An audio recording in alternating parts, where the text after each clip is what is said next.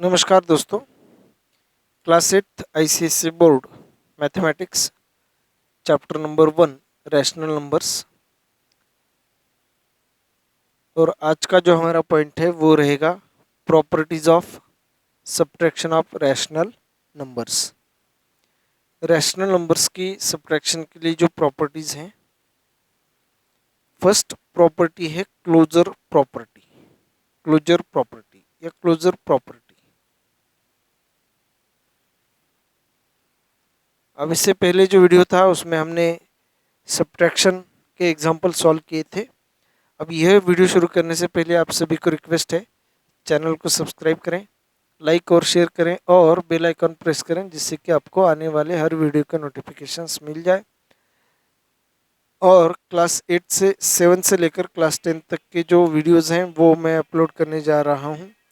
तो उनको सर्च करने के लिए आपको सर्च करना है मेरा नाम महेश वलांडे और अपने क्लास का नाम, जैसे कि अगर 8th क्लास है तो महेश वलांडे क्लास 8th, ऐसा आपको यूट्यूब पे सर्च करना है। तो चलिए आज हम properties of subtraction of rational numbers यहाँ पे डिस्कस करेंगे। तो क्लोजर प्रॉपर्टी जो होती है, क्लोजर का मतलब होता है क्लोज्ड, मतलब किसी बंद जो जगह होती है या क्लोज होती है उसे हम क्लोज्ड कहते हैं। अब ये प्रॉपर्टी है क्या, देखिए बेसिकली अगर कोई भी दो रैशनल नंबर्स अगर हम लेते हैं, जैसे कि सपोज -8/5 और -3/7, अगर इनके एडिशन हम करेंगे, सॉरी सब्ट्रैक्शन करेंगे, तो हमें जो आंसर मिलेगा वो इसी बक्से के अंदर मिलेगा, मतलब क्लोज्ड रहेगा, इनका ऑपरेशन क्लोज रहेगा। अब इस बक्सा जो है वो रैशनल नंबर का बक्सा है, यह जो बॉक्स है वो रैशनल नंबर्स का बॉक्स है। अब इसके अंदर के जो नंबर्स हैं, इस बॉक्स के अंदर के, वही हमें लेने हैं और वही उनका जो ऑपरेशन है वो हमें परफॉर्म करना है। और वो ऑपरेशन परफॉर्म करने के बाद, अब यहाँ पे सब्ट्रैक्शन का ऑपरेशन है तो हमें सब्ट्रैक्शन परफॉर्म करना पड़ेगा। सब्ट्रैक्शन करने के बाद जो भी हमें आंसर मिलेगा वो रैशनल नंबर ही मिलेगा। कोई भी आप करके देख लीजिए, दो रैशनल नंबर्स लीजिए, उनका सब्ट्रैक्शन करिए, आने वाला जो आंसर है वो रैशनल नंबर ही रहेगा। तो इसे क्लोजर प्रॉपर्टी कहते हैं। अगर इसी बॉक्स के अंदर हमें आंसर मिल रहा है तो क्लोजर प्रॉपर्टी होल्ड होगी, सेटिस्फाई हो रही है, ऐसा हम कह सकते हैं। अगर रैशनल नंबर आंसर नहीं मिल रहा है, अब रैशनल नंबर्स नहीं है इसका मतलब इरेशनल होता है, और जो इरेशनल नंबर का बॉक्स रहेगा या सेट रहेगा वो दूसरा रहेगा, तो इसलिए मतलब इससे अलग रहेगा। तो इसके बक्से के बाहर या बॉक्स के बाहर अगर आंसर जा रहा है तो क्लोजर प्रॉपर्टी होल्ड नहीं होगी। अब कोई भी दो रैशनल नंबर्स आप लेकर देख लीजिए और उनका सब्ट्रैक्शन कीजिए, तो हमें आंसर रैशनल नंबर ही मिलेगा। इसे हम कहते हैं क्लोजर प्रॉपर्टी। तो यहाँ पे हम एक एग्जाम्पल लेकर देख सकते हैं कि सपोज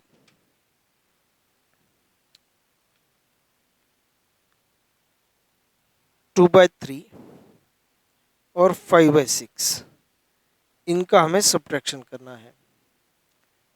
तो एलसीएम होगा 6, 3 2 जा 2 2 जा 4, -6 1 जा 5 1 जा 5, +4 -5, तो ये रहेगा -1 और डिवाइडेड बाय 6। तो -1/6 यह भी रैशनल नंबर है और यह भी दो रैशनल नंबर्स हैं। रैशनल नंबर का सब्ट्रैक्शन हमें रैशनल नंबर ही मिला है। तो हम ऐसा यहाँ पे कह सकते हैं कि if a/b and c/d are rational numbers, अगर a/b और c/d दोनों रैशनल नंबर्स हैं तो इनका जो सब्ट्रैक्शन है, then a/b minus c/d is also a rational number। इनका जो सब्ट्रैक्शन है वो भी रैशनल ही रहेगा, रैशनल नंबर ही रहेगा। हेंस अब हम यहाँ पे दूसरा एक स्टेटमेंट लिख सकते हैं कि subtraction of rational numbers is closed. Subtraction of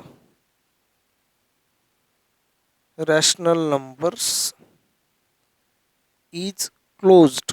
closed है इसका मतलब बंद है, इसका मतलब रैशनल नंबर्स के अंदर ही हमें आंसर मिलेगा, रैशनल नंबर्स के बाहर जो है वो आंसर नहीं जाएगा।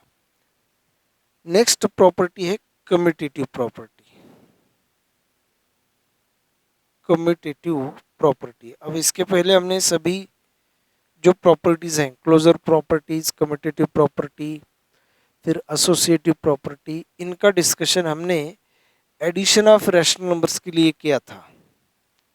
अब सब्ट्रैक्शन के लिए प्रॉपर्टी का बेसिक रूल वही है, सिर्फ हमें यहाँ पे वो प्रॉपर्टी होल्ड होगी या नहीं होगी ये हमें यहाँ पे चेक करना है। अब कम्यूटेटिव के लिए जो रूल था, दो नंबर्स लेने हैं और उनकी ऑर्डर चेंज करके हमें ऑपरेशन परफॉर्म करना है। अब यहाँ पे जो ऑपरेशन है वो सब्ट्रैक्शन का है। एक एग्जांपल हम यहाँ पे लेते हैं कि सपोज -5/12 और दूसरा एक नंबर हम लेते हैं -3/8। ये दो नंबर्स हैं, इनका हमें सब्ट्रैक्शन करना है, तो यहाँ पे साइन रहेगा माइनस। अब दो नंबर्स उनके साइन के साथ यहाँ पे हमें लिखना है और इनका सब्ट्रैक्शन करना है, इसीलिए यह साइन माइनस का। अब ये जो साइन है वो एज इट इज वहीं पे रहेगा, सिर्फ जो एक्सचेंज होगा इन दोनों नंबर्स में एक्सचेंज होगा। जो सेकंड नंबर है वो फर्स्ट जगह पे आएगा, जो फर्स्ट नंबर है वो सेकंड जगह पे आएगा। तो यहाँ पे फर्स्ट जो नंबर रहेगा -3/8 और यहाँ पे जो सेकंड नंबर रहेगा वो -5/12 रहेगा। अब हमें दोनों जो सब्ट्रैक्शंस हैं वो हमें अलग अलग सॉल्व करना है, और अगर इनका आंसर सेम आता है दोनों जगह का तो कम्यूटेटिव प्रॉपर्टी होल्ड होगी, ऐसा हम कह सकते हैं। अगर सेम नहीं है तो सब्ट्रैक्शन के लिए, रैशनल नंबर्स के सब्ट्रैक्शन के लिए कम्यूटेटिव प्रॉपर्टी होल्ड नहीं होगी, ऐसा हम यहाँ पे कह सकते हैं। तो चलिए यहाँ पे पहले सॉल्व करना है, तो माइनस माइनस दो साइन एक साथ आए हैं तो इनको पहले कैंसिल करना है। अब यहाँ ब्रैकेट के बाहर कोई साइन नहीं है तो हम यहाँ पे ब्रैकेट नहीं भी लिखते हैं तो भी यहाँ पे कोई फर्क नहीं पड़ेगा। -5/12 माइनस इंटू माइनस, यह मल्टीप्लाई करने के बाद यहाँ का जो ब्रैकेट है वो कैंसिल होगा, तो इसलिए माइनस इंटू माइनस यहाँ पे प्लस और यह 3/8। तो 12 और 8 इनका जो एलसीएम है वो है 24। 12 2 ज़ा 24, -5 2 ज़ा -10। डिनोमिनेटर को जिस नंबर से मल्टीप्लाई किया है उसी नंबर से हमें न्यूमरेटर को मल्टीप्लाई करना है। तो 12 2 ज़ा 24 है, तो -5 इंटू टू, -10 होगा, plus into minus minus 5 into 2 10, plus sign as it is 8 3 ज़ा 24, 3 3 ज़ा 9, -10 + 9,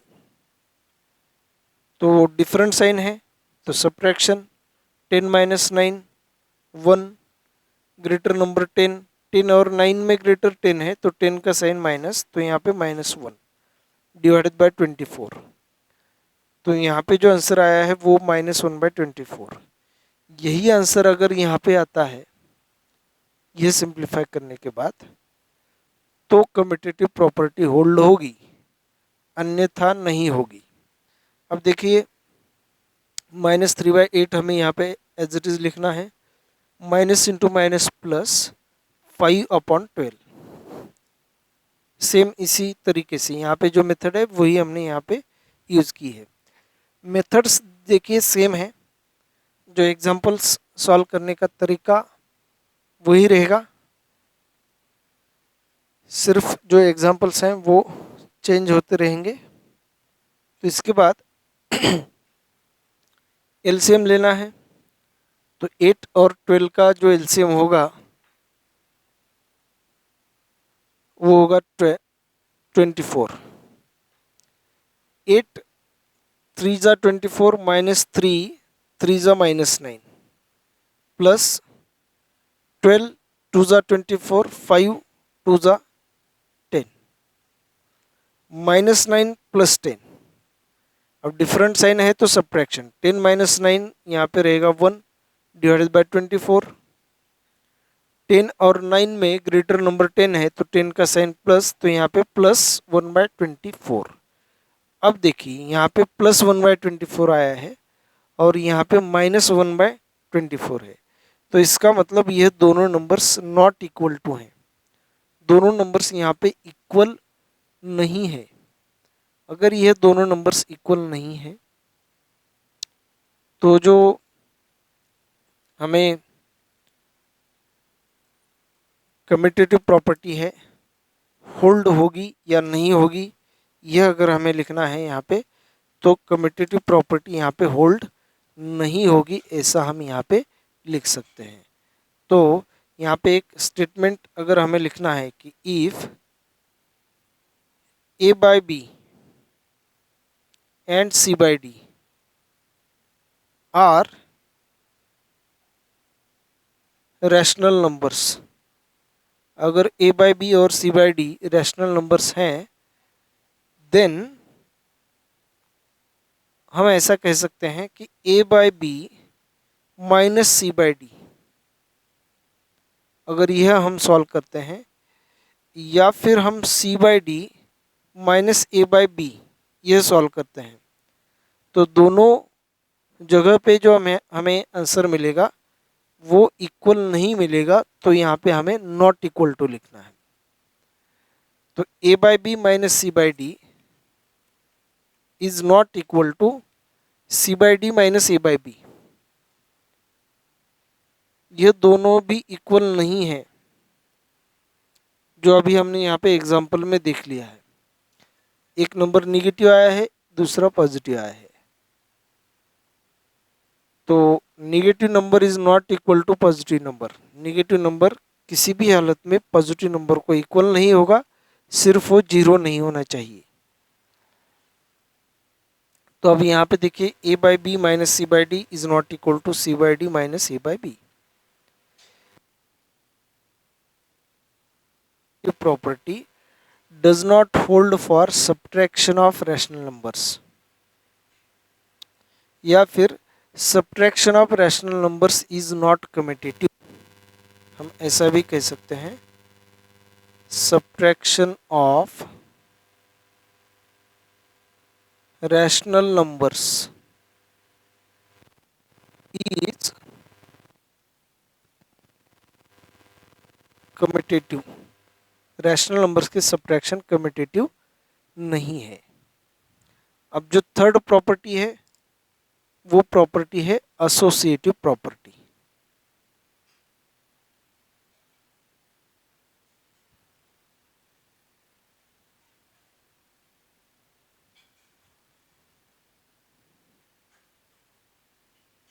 थर्ड प्रॉपर्टी जो है वो है एसोसिएटिव प्रॉपर्टी, जिसे हम नेक्स्ट वीडियो में डिस्कस करेंगे।